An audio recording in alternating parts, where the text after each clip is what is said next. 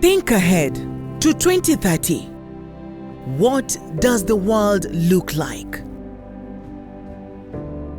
COVID-19 has laid bare the stark shortcomings of healthcare systems globally, which are struggling to keep up the challenges of the pandemic. In this socio-economic crisis, millions have lost their jobs and face increasing food insecurity, poverty, and inequality. Our response to this pandemic will define our future in the years to come.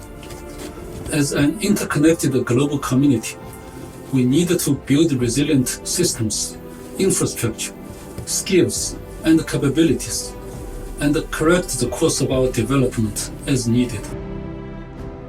Around the world, over 700 million people are still not connected to mobile broadband. A further 3 billion are technically connected, but are not actually using the internet.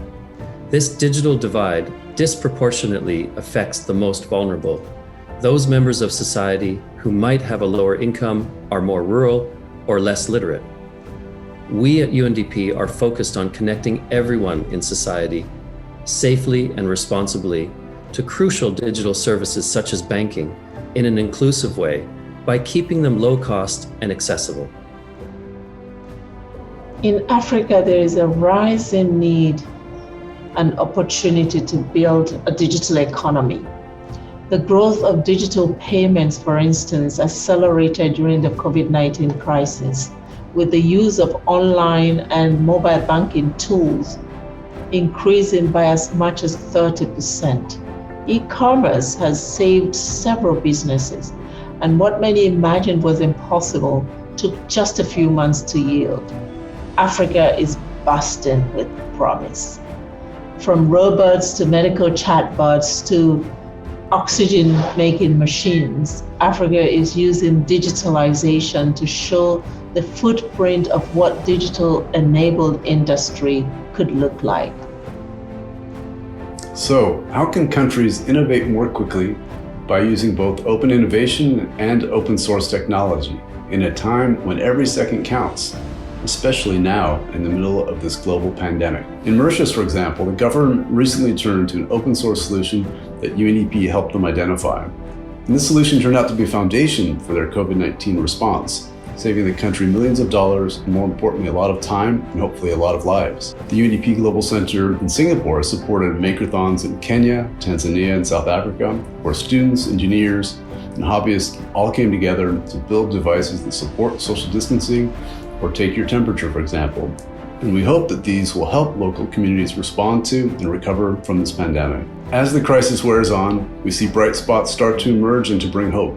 Across the world, we've seen digital public services come to the fore, and a number of developing countries are leading the charge in COVID-19 response and recovery, from Vietnam to Senegal.